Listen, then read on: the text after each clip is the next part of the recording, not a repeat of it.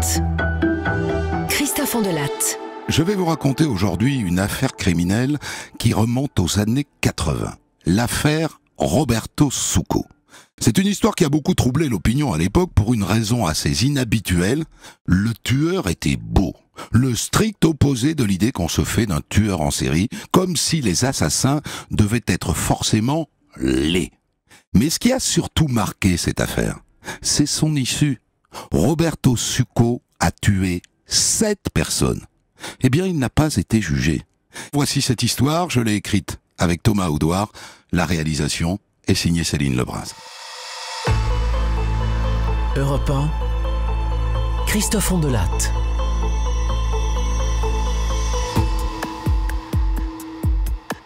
La première scène de cette histoire se déroule un matin d'avril 1987, très tôt, vers 6 heures du matin, à Tresserve, en Savoie, au-dessus d'Aix-les-Bains.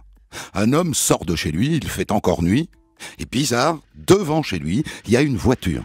Une voiture qui ronronne, moteur allumé, et la portière est ouverte. Il s'approche. Oh putain! Au pied de la portière, un type baigne dans son sang.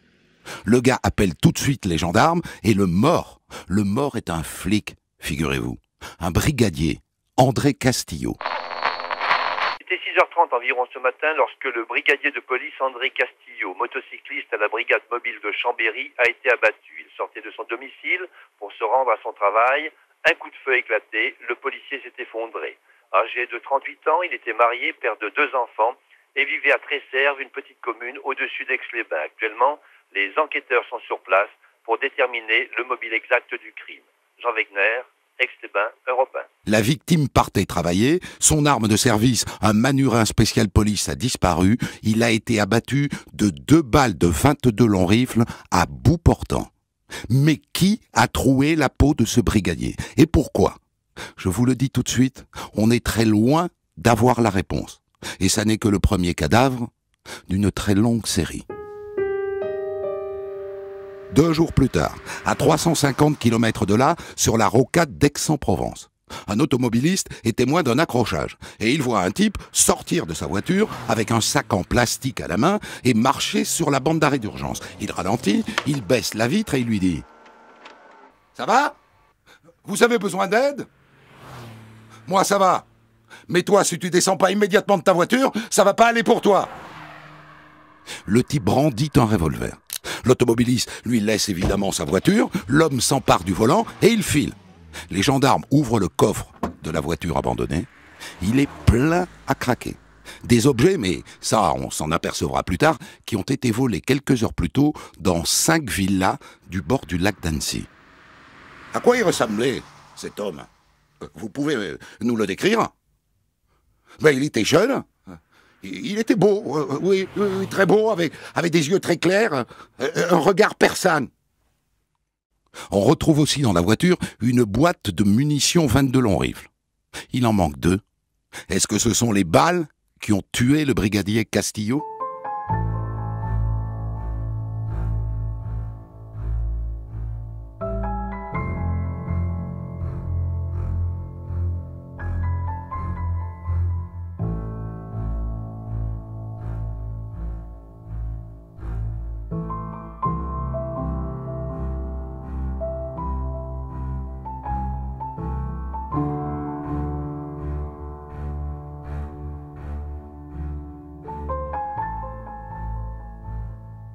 Trois semaines plus tard, toujours dans la région d'Annecy, une jeune femme disparaît. Elle s'appelle France Woodin.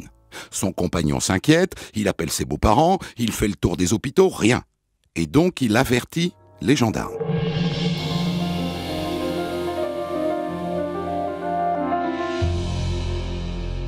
Le même jour, le soir, aux alentours de 22h, un chauffeur de taxi rentre chez lui. Il a bossé toute la journée, il est fatigué, il s'arrête pour faire un somme sur une aire de repos sur la route qui va de Grenoble à Gap. Il n'a pas le temps de s'assoupir, une mini-Austin s'arrête derrière lui. Et il voit un homme et une femme à l'intérieur. Le type descend, il est armé, et il le braque. « Ouvre le coffre ! Rentre dedans !» Le taxi s'exécute et l'autre ferme le coffre. Et puis il l'ouvre à nouveau. « Les clés ! Elles sont où tes clés ? Le taxi les a dans sa poche. Alors il les sort et il les lui tend. « Comment ça marche ? Montre-moi !» Drôle de question. C'est une voiture, il n'y a qu'à mettre les clés et tourner. Alors il lui montre. Et là, il voit une opportunité, il passe la première et il file. Derrière, le type se met à tirer, mais c'est trop tard. Le taxi a sauvé sa peau.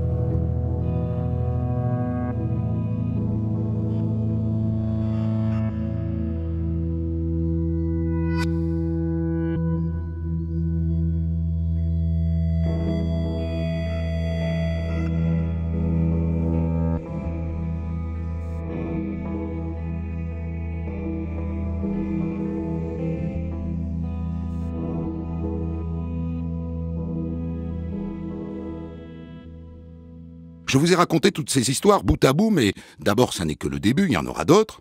Et ensuite, autant vous dire que pour l'instant, les gendarmes ne font pas le lien entre tous ces crimes. Et pourtant, c'est le même homme.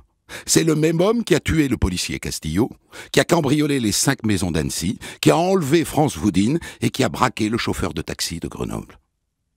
Pourquoi ?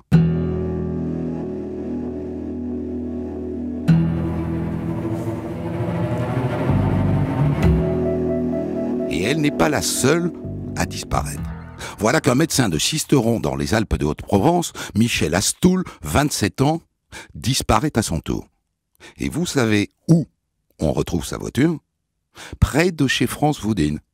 Et donc, est-ce qu'il y a un lien entre ces deux disparus ? Est-ce que par exemple, Michel pourrait être l'amant de France ? Auquel cas, est-ce qu'ils ne se sont pas carapatés tous les deux, en amoureux ? On aurait tort de s'inquiéter. Les gendarmes interrogent l'entourage. C'est peu probable. Ça ne tient pas. En revanche, le compagnon de France raconte que récemment, France avait fait la connaissance d'un étrange jeune homme. Ah oui, c'est un jour, elle était en train de jardiner. Elle l'a vu qu'il regardait de loin par-dessus la clôture. Alors elle lui a parlé, elle lui a même offert, je crois, un verre d'eau. Il y a peut-être un lien, non ? On interroge les voisins. Ils ont en effet remarqué un jeune homme bizarre. Oh je l'ai vu plusieurs fois. On pouvait pas le louper, accoutré comme il était avec son treillis militaire. Un beau jeune homme.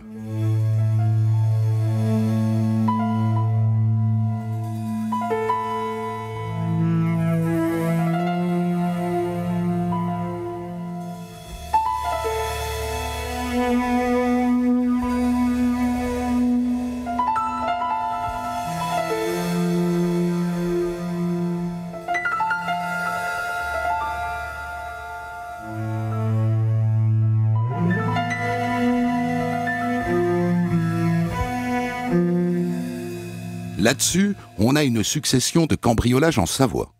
Spontanément, on n'oserait pas les relier à toute cette histoire, sauf que dans l'un des dossiers, une étudiante se fait braquer.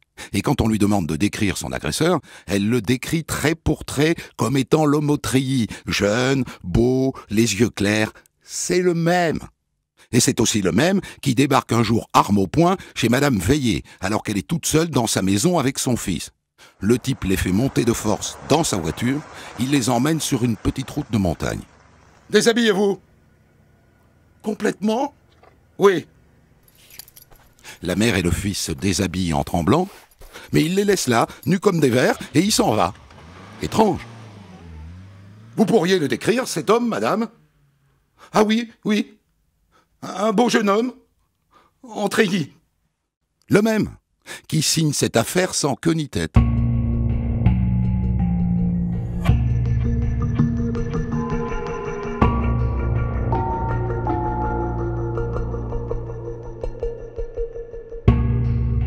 Et c'est donc sous le nom de l'homme au treillis que le type apparaît pour la première fois dans la presse.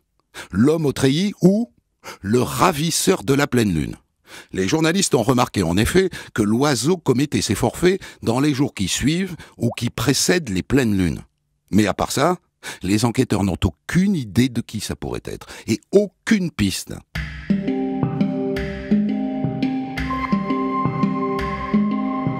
Mi-octobre 87, rebondissement. On retrouve un cadavre en décomposition dans une grange près d'Aix-les-Bains. Eh bien, c'est le cadavre du docteur Astoul. Il a été tué par une balle de 9 mm tirée par un pistolet Manurin Special Police, le pistolet volé au brigadier Castillo.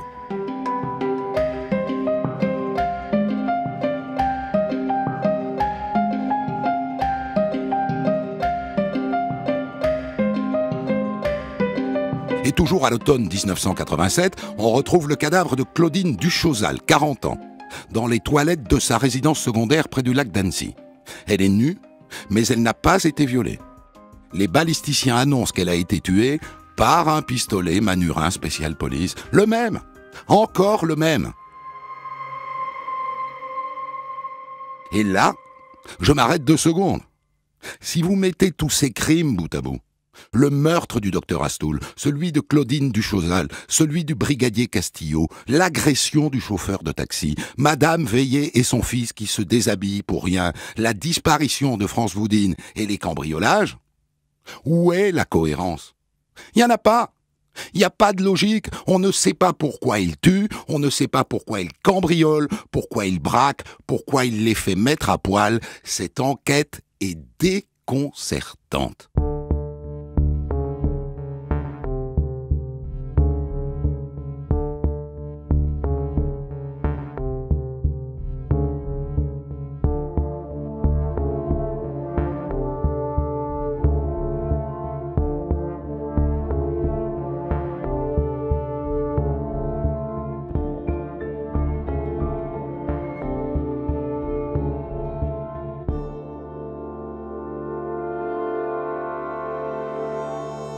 Mais petit à petit, le portrait du tueur s'affine. C'est un beau gosse, c'est sûr. Souvent vêtu d'un treillis, et avec peut-être un accent. Certains disent un accent espagnol, d'autres italien, certains même hollandais, donc on ne sait pas, mais il a un léger accent.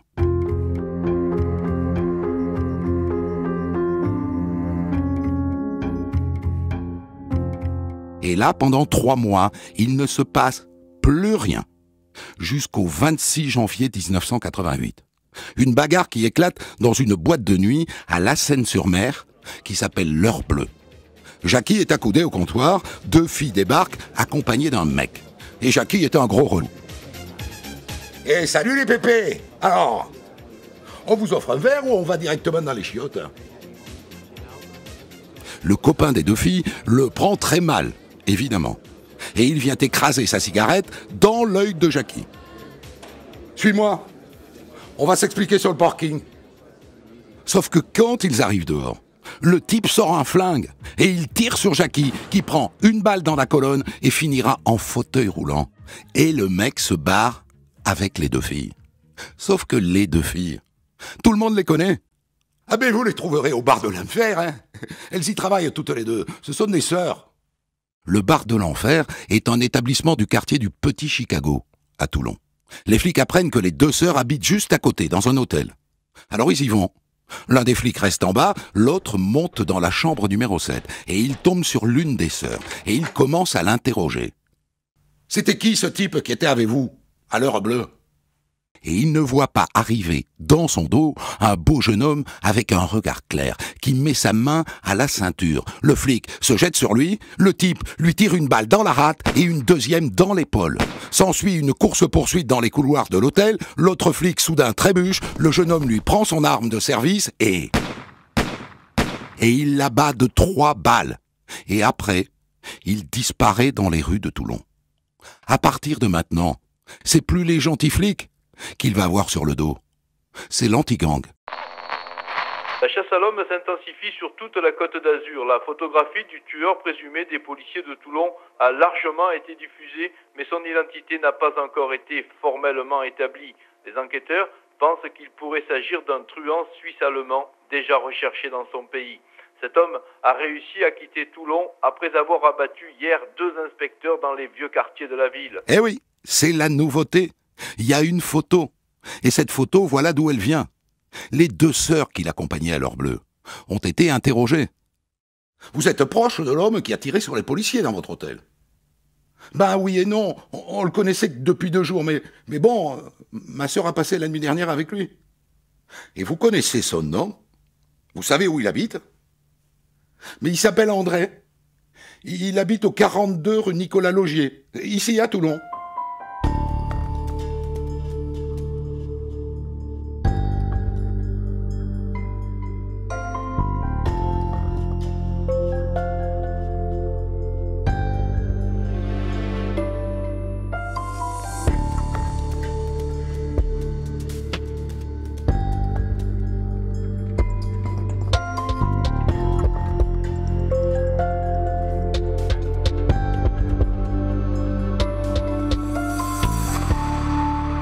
Les flics vont sur place. Il n'y est pas, bien sûr. Mais il y a ses vêtements et il y a de faux papiers d'identité. Des papiers sur lesquels il a collé sa photo. Voilà donc comment on connaît maintenant son visage. Mais toujours pas son nom. Les photos, bien sûr, sont diffusées dans toute la France, sauf qu'il n'est plus en France. Il est en Suisse. Et ça, on le sait parce que des policiers suisses l'ont repéré sur les bords du lac Léman, près de Lausanne. Le type était en train de changer ses plaques d'immatriculation. Ça les a intrigués, ils se sont approchés, le type a détalé comme un lapin. Dans sa voiture, ils ont retrouvé un arsenal, un Manurin spécial police, un fusil à pompe, un 357 Magnum et un pistolet 22 long rifle. Le Manurin est celui du brigadier Castillo.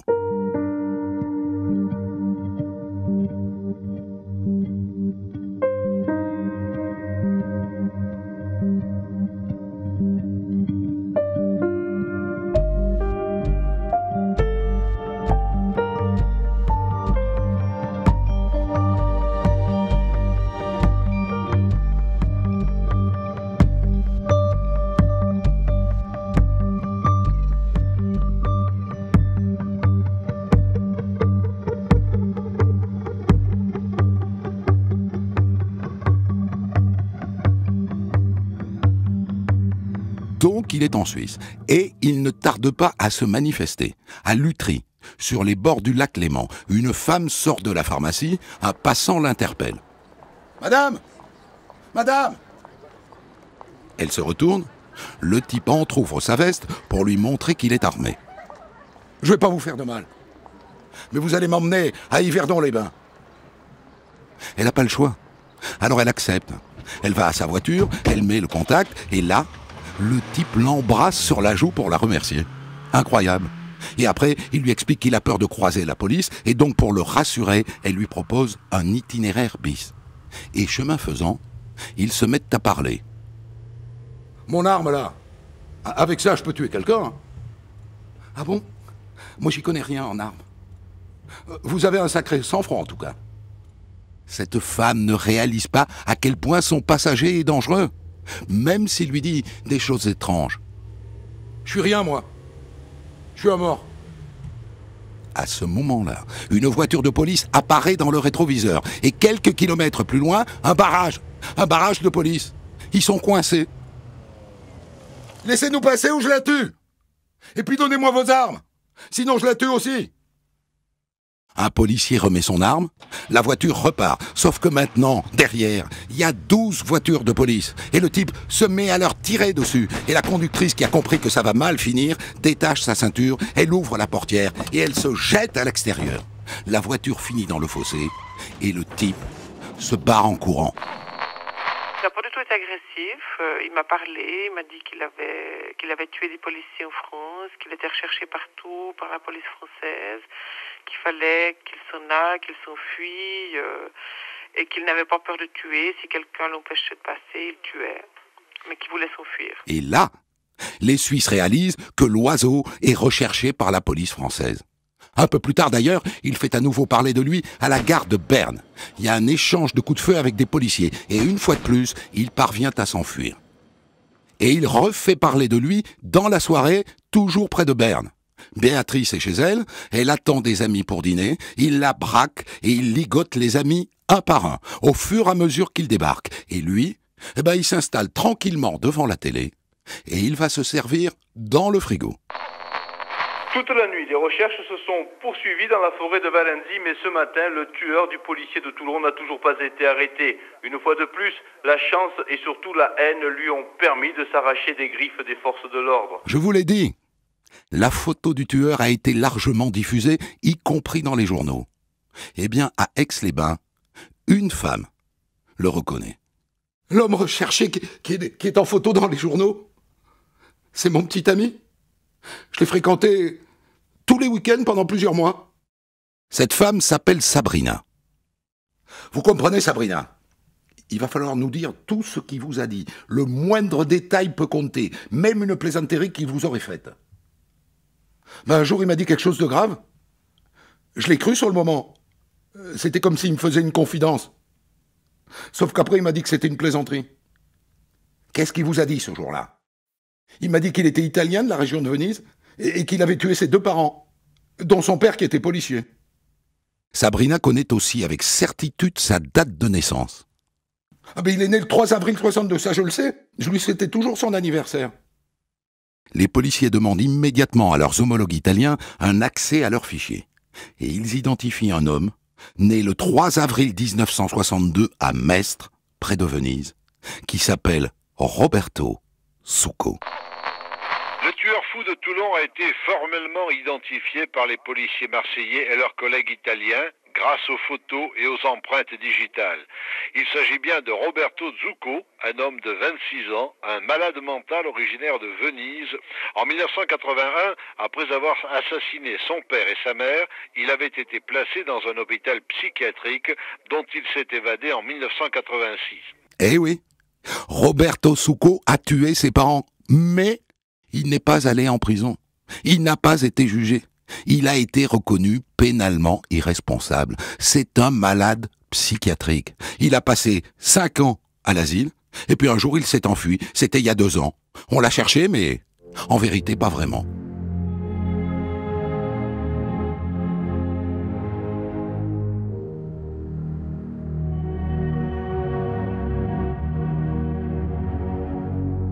Alors il faut quand même que je vous raconte le meurtre de ses parents. C'était en avril 1981. Roberto Succo avait alors 19 ans. Un matin, son père, qui est policier, ne se présente pas au commissariat. Ses collègues s'inquiètent, ils viennent frapper chez lui. « Nazario! Nazario, t'es là ?» Ils finissent par rentrer par le balcon et ils tombent sur 2 cadavres, le père et la mère, poignardés et finalement noyés dans la baignoire. Les soupçons se portent immédiatement sur leur fils, Roberto, qui est arrêté dans une pizzeria. Et là, le gamin tient des propos sans queue ni tête. « Oh, mais j'ai pas tué mes parents. J'ai rien fait. Je suis agent secret. » Plus tard, il dira « Ma mère m'empêchait de respirer. J'ai dû la tuer. » On le présente alors à des experts psychiatres. Alors, ma main s'est détachée de moi et j'ai commencé à frapper.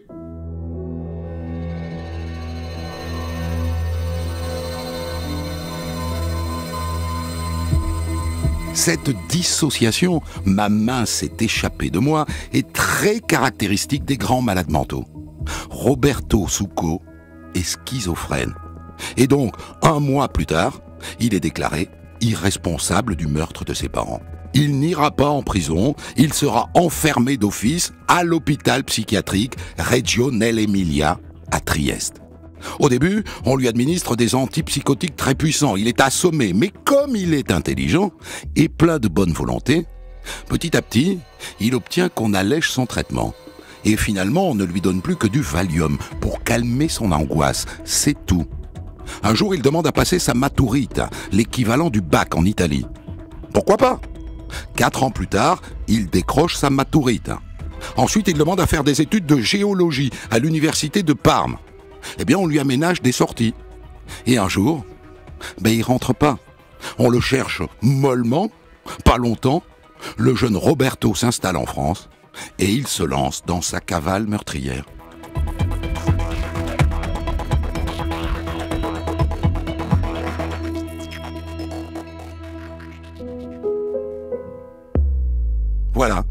Voilà l'homme que cherchent tous les policiers de France. Il s'appelle Roberto Succo. C'est un malade mental.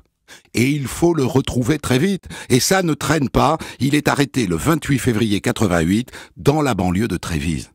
Et aux policiers qui le neutralisent, il dit « Vous avez de la chance.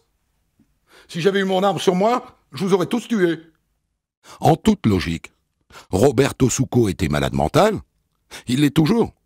Et donc il est très probable que pour les crimes commis en France, il va finir à nouveau à l'hôpital psychiatrique.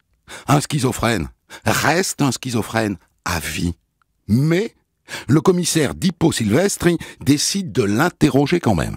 Mais de manière informelle, pour ne pas le braquer. Pour se le mettre dans la poche, il lui propose de manger et de boire. Et il obtient des aveux pour tous les crimes commis en France. Et notamment les 6 meurtres. Mais le tout sans émotion. Et sans aucun regret. Au cours de ses aveux, il évoque une femme qu'il a enlevée. Le commissaire pense tout de suite à France Woodin. « J'ai fini par la tuer. Elle a voulu s'enfuir. J'ai jeté son corps à la mer. » Maintenant, le plus dur reste à faire. Expliquer aux familles de victimes et à l'opinion française et italienne que Roberto Succo ne sera jamais jugé. Au mois de mars 88, il est dans la cour de promenade et d'un coup, il se met à escalader un mur et il monte sur le toit. La police est tout de suite prévenue, les carabiniers y débarquent en force et lui, du haut de son toit, le sourire éclatant, il les nargue. « Vas-y, tire !» Et puis arrivent les journalistes. Toujours sur son toit, Succo leur crie « Je n'ai tué personne !» Et là, il aperçoit un journaliste français, José Darigo, du Dauphiné libéré. « Et toi, journaliste français, tu diras que Sabrina est une salope, que c'est une pute. Elle m'a trahi !» Et là, Roberto Succo se met à faire son show. Devant les caméras et les photographes, il se déshabille. Et il se retrouve en slip à montrer ses muscles aux objectifs. La scène est surréaliste. Un hélicoptère apparaît. Et ça l'excite encore plus. Et maintenant, il se met à arracher une par une les tuiles du toit et à les balancer sur les carabiniers. Ça dure comme ça des heures. Et puis à un moment, le voilà qui se met à faire le funambule. Il veut marcher sur un fil électrique. Et forcément, il tombe. Il se rattrape avec les mains, et puis à un moment, il lâche et il fait une chute de 5 mètres. On le ramasse inconscient, on l'emmène à l'hôpital de Trévise, 3 côtes cassées et une épaule luxée, rien de plus. Et après, bien sûr, on le change de prison, on le transfère à Livorno.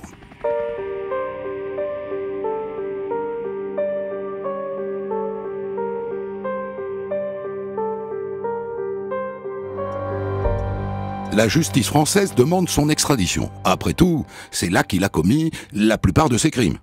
Mais l'Italie refuse. Un juge d'instruction français va donc à son tour l'interroger en Italie. Il sait bien qu'il n'y aura pas grand-chose à en tirer, mais il lui reste un point à éclaircir. Succo a dit qu'il avait enlevé une femme et qu'il l'avait tuée. S'agit-il vraiment de France Woodin? Sauf qu'en face, Succo est retort. Je ne serai pas jugé en France. Je serai jugé irresponsable. On s'en fout de vos questions. Et donc le juge français rentre bredouille.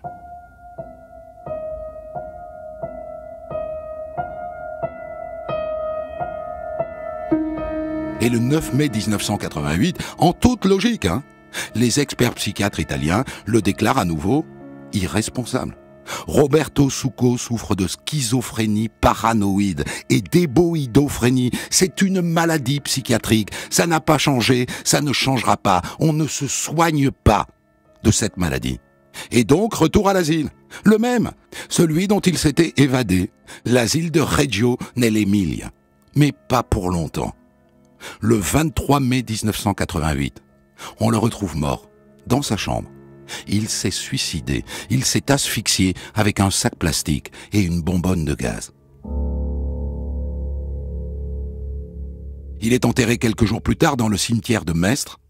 La famille a refusé qu'on le mette dans le même caveau que ses parents. Et donc Roberto Succo est inhumé seul. Il n'y a personne, vous entendez? Il n'y a personne à ses obsèques. Pour commenter son histoire du jour, Christophe Ondelat reçoit un invité, acteur direct de son récit. Et c'est la fin de cette histoire et vous comprenez maintenant pourquoi j'ai fait appel à un psychiatre, le docteur Daniel Zaguri, l'un des meilleurs experts psychiatres français pour débriefer cette histoire. Elle vous a intéressé, Daniel Zaguri, cette histoire Roberto Succo ? Oui, elle m'a intéressé, mais elle m'a intéressé depuis longtemps. Vous avez un talent extraordinaire pour raconter des histoires, mais c'est une histoire que je connaissais déjà. Alors, qu'est-ce qui vous intéresse spécifiquement, vous, le psychiatre, dans cette histoire? Quelle morale pouvez-vous en tirer et dire à nos auditeurs? Écoutez, une morale, je n'en sais rien. Je crois que ce qu'il faut d'abord dire aux auditeurs, c'est que le fait qu'il ait une maladie mentale ne résume pas l'ensemble de la question. Il y a en France 1% de la population qui souffre de schizophrénie. Si vous faites un rapide calcul, vous verrez que ça tourne autour de 650 000 personnes. Il n'y a pas 650 000 assassins. Donc il faut, si vous voulez, il faut se garder d'associer maladie mentale et criminalité, et il faut surtout se garder d'associer maladie mentale et ce type de crime. Là, on est en présence d'un tueur comme il y en a 1, 2, 3 par siècle.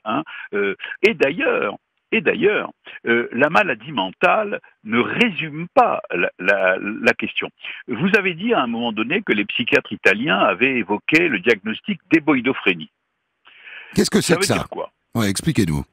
Ça veut dire que dans sa personnalité, il y a à la fois une dimension psychotique et une dimension de déséquilibre psychopathique. Ce sont ces sujets dépourvus de conscience morale, instables, qui ont des addictions pour l'alcool et les toxiques, qui sont sans foi ni loi, disait-on au Moyen-Âge, et donc qui, eux, sont responsables pénalement des actes qu'ils commettent et qui sont beaucoup plus nombreux en prison que dans la population générale.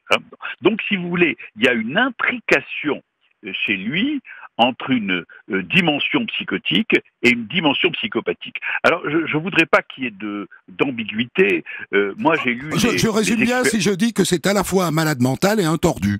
Je le dis à ma manière, mais vous avez parfaitement raison. Et d'ailleurs, il n'est absolument pas évident que des experts français pour les crimes commis en France auraient conclu à l'irresponsabilité pénale. Parce que si vous voulez, quelqu'un qui à un moment donné commet un acte en relation avec son délire peut très bien, quelques années plus tard, commettre un crime crapuleux, commettre un crime de voleur, de voyou, etc. Donc, c'est du cas par cas, c'est affaire par affaire. Donc, on ne peut pas faire un paquet cadeau, si je puis dire, et affirmer qu'une fois pour toutes, cet homme aurait été irresponsable pour tous les actes qu'il avait commis. C'est très intéressant ce que vous dites, parce que ça m'amène à vous poser cette question.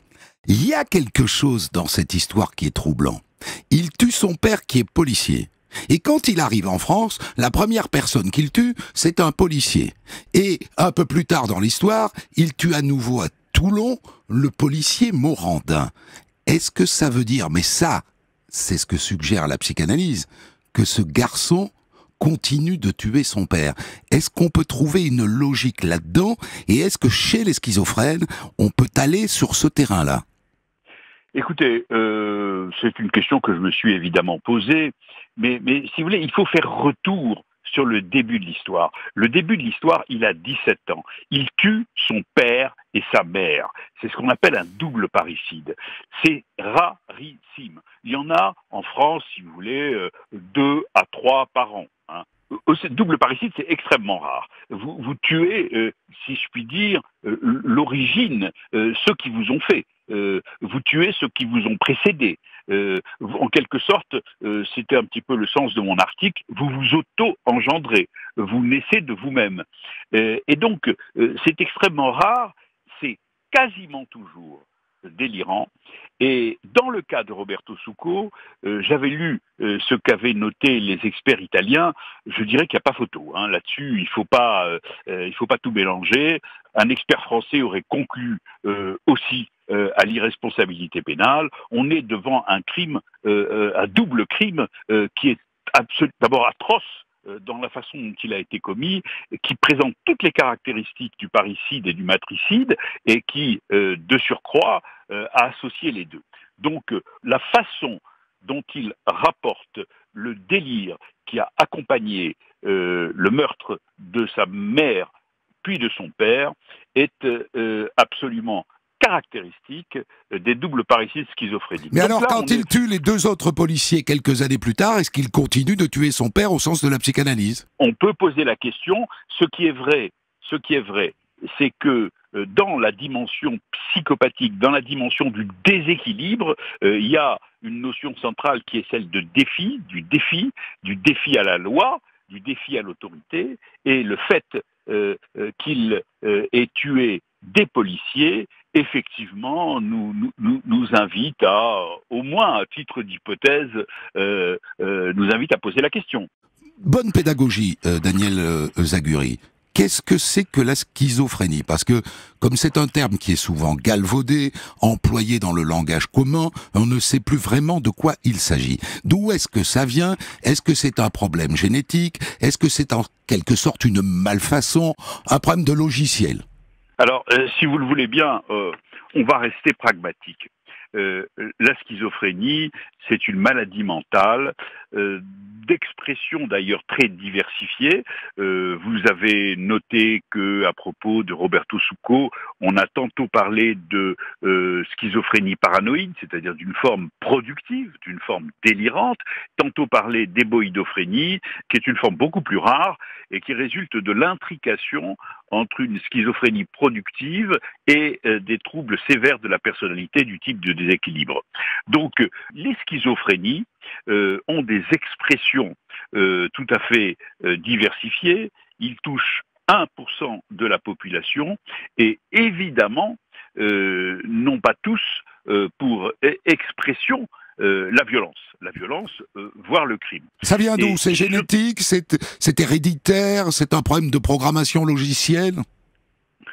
Alors, si vous voulez, le problème quand on s'exprime devant les médias, c'est qu'on doit être nuancé et qu'on doit éviter de mettre dans des cases définitives, dans ce qu'on appelle en médecine l'étiologie. Il n'y a certainement pas une étiologie, il n'y a certainement pas une cause unique, il y a sûrement une vulnérabilité génétique, mais celle-ci se réalise ou ne se réalise pas en fonction des expériences de la vie et notamment des toutes premières expériences de la vie. Donc, si vous voulez, c'est une maladie dont il faut retenir essentiellement la souffrance abyssale qui est celle de ceux qu'elle affecte, hein, et qui relève en effet, qui sont, si vous voulez, au cœur du métier du psychiatre, qui se doit de leur venir en aide.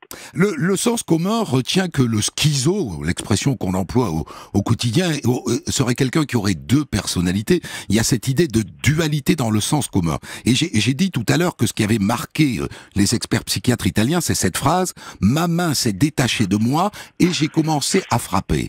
Et là, on voit effectivement ce que j'ai appelé une dissociation. C'est caractéristique. Oui, tout à fait. Si vous voulez, tout ce qui fait la cohérence de la plupart d'entre nous, qui fait que nos sentiments, nos émotions accompagnent nos expressions, tout ce qui fait cette cohérence de la vie psychique, de la vie relationnelle, en quelque sorte explose dans la maladie schizophrénique au moment où il y a une décompensation, une acuité, si vous voulez. Par exemple, ce qu'on appelle le sourire discordant, quelqu'un vous dit une phrase absolument terrible, témoigne de sa souffrance, mais avec un sourire. Si vous voulez, tout ce qui, chez la plupart d'entre nous, relève d'une concordance évidente, peut être dissocié dans les moments de décompensation schizophrénique. Au moment du passage à l'acte, il a dit, il y a deux choses, moi, qui avaient retenu mon attention. Il y a une démétaphorisation, c'est-à-dire, tu m'empêches de vivre. Mais maman, tu m'empêches de vivre, c'est ce que disent 8 adolescents sur 10. Hein. Mais là, si vous voulez, c'est complètement démétaphorisé. C'est tu m'empêches de vivre au sens littéral. Donc je te tue. Hein. Donc il y a ça, et il y a aussi ma main est partie toute seule. Mais ma main est partie toute seule pour tuer, et pour tuer de la façon la plus atroce qui soit. Comme si vous voulez, il fallait que la façon de tuer empêche la recomposition du cadavre, un petit peu comme dans les mythes vampiriques, vous savez. Donc, il y a cette brutalité inouïe, cette cruauté qui est la marque de certains passages à l'acte criminel schizophrénique qui a été noté depuis très longtemps par les aliénistes. Alors, dans cet asile italien d'où il s'est enfui, on avait diminué son traitement au point que il semble qu'il ne prenait plus que du Valium, qui est un anxiolytique le plus populaire, celui que prennent beaucoup de Français. Ça tient debout, ça, un schizophrène qui ne prend que du Valium? Écoutez, je ne porte jamais de jugement de valeur. Vous savez, il faut se méfier des pièges de l'après-coup. Évidemment, après-coup, quand on connaît la suite, ça paraît absurde, ça paraît terrifiant, ça se présente comme une erreur. Mais bon, j'ai horreur de ce rôle de chevalier de l'après-coup qui vient vous expliquer que c'était pas comme ça qu'il fallait faire. Je dirais qu'à ce moment-là, il faut se reporter à cette période. C'est un jeune garçon de 17 ans qui a tué son père, qui a tué sa mère, et qui a été soigné à l'hôpital psychiatrique, qui apparemment allait mieux, mais attention, et ça c'est quelque chose que nous rencontrons parfois avec nos patients, aller mieux, ça peut aussi vouloir dire retrouver sa personnalité de base. Et sa personnalité de base à lui, c'est celle de quelqu'un d'impulsif, d'inémotif, dans le défi, dans la fuite en avant, etc., etc. C'est-à-dire que sa personnalité de base, vous disiez tout à l'heure, c'est un tordu, oui, c'est un déséquilibré. Peut-être qu'à ce moment-là, je dirais la dimension psychotique est passée un petit peu au second plan et à rassurer les psychiatres. Par contre, le reste était bien présent, en y ajoutant l'intelligence que tout le monde a relevée et ce côté charmeur, beau garçon. Le suicide, ça colle avec cette maladie? Il se suicide, il met fin à ses jours, dans sa chambre d'hôpital. Absolument. Un grand nombre de schizophrènes mettent fin à leur vie, soit du fait d'une souffrance absolument indicible, soit du fait d'une prise de conscience de leur destin, alors qu'ils ont longtemps cru qu'ils allaient pouvoir vivre normalement comme la plupart de leurs camarades, de leurs amis, et quand ils s'aperçoivent qu'inéluctablement ce ne sera pas le cas, donc le taux de suicide dans le cours de l'évolution de la maladie schizophrénique est très important. Il semble intelligent puisqu'il réussit à passer sa maturite à son bac en 4 ans, comme tout le monde. Ça colle ça aussi? Absolument. Non seulement il réussit à passer son bac, mais il apprend le français très facilement, au point d'ailleurs que les témoins ne disent pas il a l'accent italien. Il y a des gens qui disent qu'il a un accent, mais il n'en a pas en vérité. Oui, voilà. Donc, mais il a eu quand même chez lui le maintien d'un certain nombre de capacités d'apprentissage, d'adaptativité, qui ne sont pas atypiques de la maladie.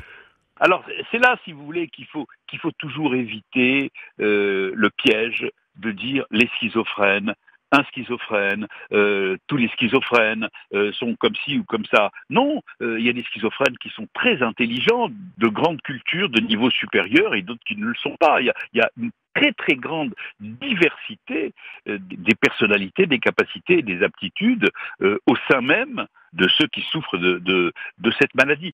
Une dernière question pour la route, Daniel Zaguri. Les journalistes à l'époque l'ont appelé le tueur de la pleine lune. Ils se sont dit qu'il commettait ses crimes aux abords de la pleine lune. Est-ce que, de votre expérience de psychiatre, vous pensez que la lune a une influence sur le passage à l'acte de gens comme Roberto Succo? Alors vous savez, on a beaucoup dit que les femmes accouchaient plus souvent au moment de la pleine lune, que les maternités étaient débordées. Bon, aucune étude n'a réussi à le démontrer. Je crois là aussi quand même qu'on est dans le mythe, que la pleine lune ça renvoie à toute une mythologie. C'est la nuit, mais en même temps on peut voir, et que non, dans mon expérience, malheureusement, les crimes que j'ai observés, c'est soit la pleine lune, soit pas la pleine lune, mais bon, je ne pense pas qu'il existe dans le monde une étude qui démontre que la pleine lune soit décisive. Merci beaucoup Daniel Zaguri, c'est dommage, parce qu'on aurait aimé que cette histoire, que ce mythe soit ancré dans la réalité, mais j'ai bien compris que ça n'est pas le cas. Des centaines d'histoires disponibles sur vos plateformes d'écoute et sur europe1.fr.